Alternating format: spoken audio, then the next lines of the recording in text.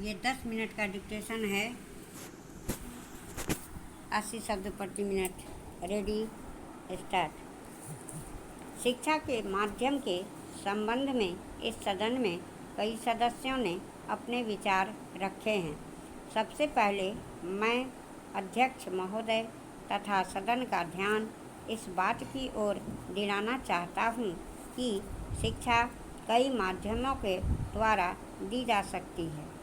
जितनी विचारधाराएं शिक्षा के माध्यम के संबंध में हैं, चाहे वे प्रकृति का सौंदर्य हो, चाहे ललित कला हो, चाहे खेल कूद हो, चाहे श्रम हो और चाहे भाषा हो, उन सभी माध्यमों का इस्तेमाल करके हमें अपने विद्यार्थियों को ऐसी शिक्षा प्रदान करनी चाहिए जिससे उनके व्यक्तित्व का चहुमुखी विकास हो सके। इन सब माध्यमों में भाषा को ही शिक्षा का माध्यम बनाकर चले, जिसका नतीजा यह हुआ कि केवल किताबी शिक्षा ही हम अपने बच्चों को दे पाए और केवल किताबी शिक्षा से न उनके व्यक्तित्व का ही संपूर्ण विकास हो पाता है और न हम अपनी शिक्षा को ही अच्छे स्तर पर ले जा सकते हैं।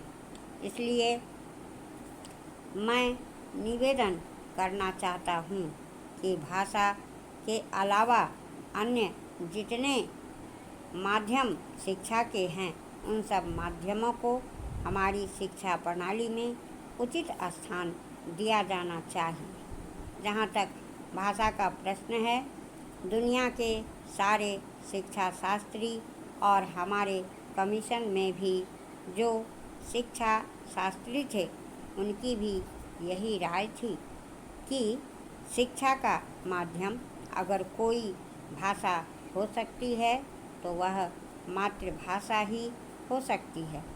मातृभाषा के अतिरिक्त अगर अन्य किसी भाषा में शिक्षा दी जाती है तो वह अच्छी शिक्षा नहीं कही जा सकती। उसमें बच्चों की शक्ति की बहुत हानि होती है। जो शिक्षा हम मातृभाषा के माध्यम से 5 साल में दे सकते हैं, वह दूसरी भाषा के माध्यम से हम 15 साल में भी नहीं दे सकते। यदि वह बच्चे की मातृभाषा नहीं है तो उस भाषा में शिक्षा प्राप्त करने के लिए बच्चे को बहुत अधिक मेहनत करनी पड़ेगी तथा अधिक समय भी देना पड़ेगा, जबकि मातृभाषा के माध्यम से वह बहुत कम समय में और बहुत कम मेहनत से शिक्षा प्राप्त कर सकता है। इसलिए आज जो लोग कहते हैं कि शिक्षा का माध्यम अंग्रेजी रखा जाए, वह देश की शिक्षा के बहुत बड़े दुश्मन हैं, क्योंकि मातृभाषा को छोड़कर अगर अंग्रेजी में शिक्षा दी जाती है तो शिक्षा का कभी भी विकास नहीं हो सकता।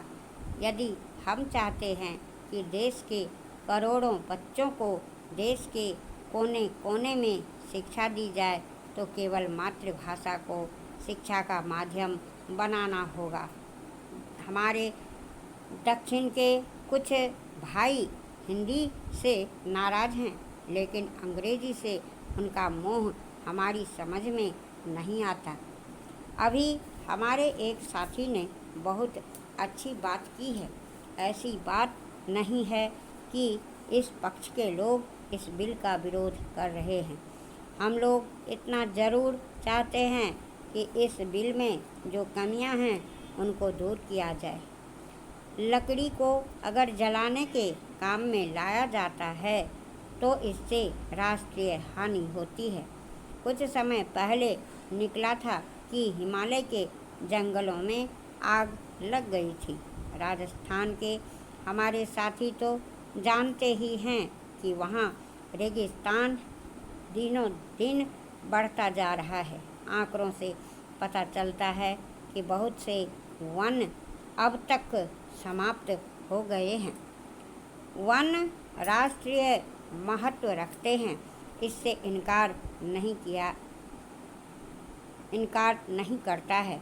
अभी बताया गया है कि कम से कम 33% भूमि पर वन होने चाहिए।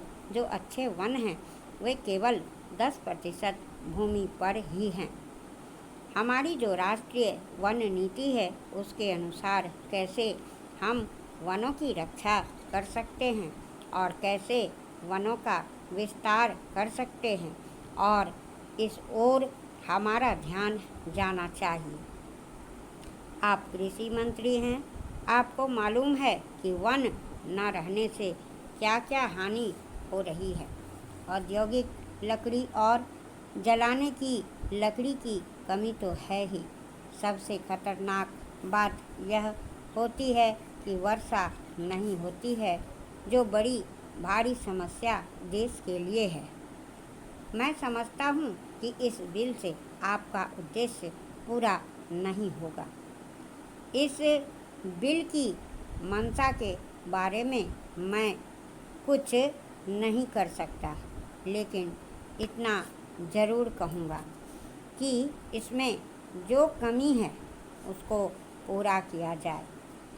लोगों को जलाने के लिए मिट्टी का तेल नहीं मिल रहा है, और जिस अनुपात में आबादी बढ़ रही है और वन कट रहे हैं, उससे कुछ समय बाद ऐसी हालत हो जाएगी कि लकड़ी नहीं मिल पाएगी। हम अमेरिका से पेड़ लाकर लगा रहे हैं। उनको लगाने का आधार है कि वे जहाँ वहाँ जल्दी लग जाते हैं तो यहाँ भी जल्दी लगेंगे।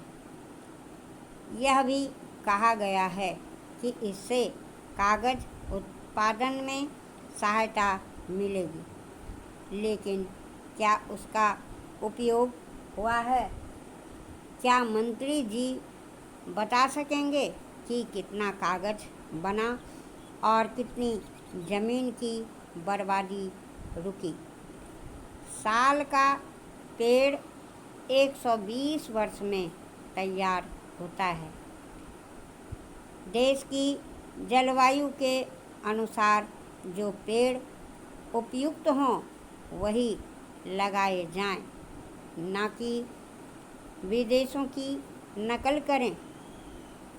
इससे देश को अधिक लाभ होगा। अंत में मैं यही सुझाव देना चाहता हूँ कि जंगलों को काटने से रोकने के लिए कड़े कदम उठाए जाएं। मान्यवर, मैं इस मंत्रालय की मांगों का समर्थन करता हूँ। सबसे पहले मैं टूरिज़्म यानी पर्यटन को लेना चाहता हूँ। हमारे देश में बाहर से टूरिज़्म दिन प्रतिदिन आ रहे हैं। पिछले साल को छोड़कर दिन प्रतिदिन टूरिस्टों की संख्या इस देश में बढ़ती जा रही है। कुछ धन संबंधी कठिनाइयाँ होंगी ऐसा लगता है, लेकिन फिर भी मेरा निवेदन है कि उद्योग के बढ़ावा देने के लिए धन का इंतजाम किया जाना चाहिए।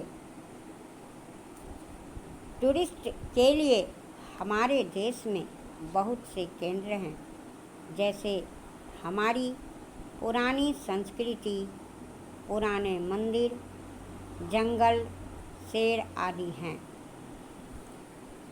जिनकी वजह से बहुत से टूरिस्ट आते हैं।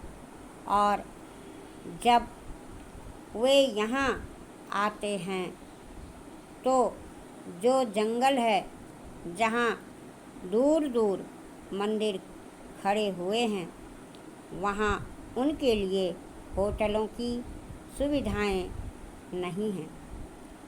वहाँ रहने और खाने पीने की सुविधाएं नहीं हैं। ऐसी सुविधाएं जल्दी से जल्दी शुरू करनी चाहिए।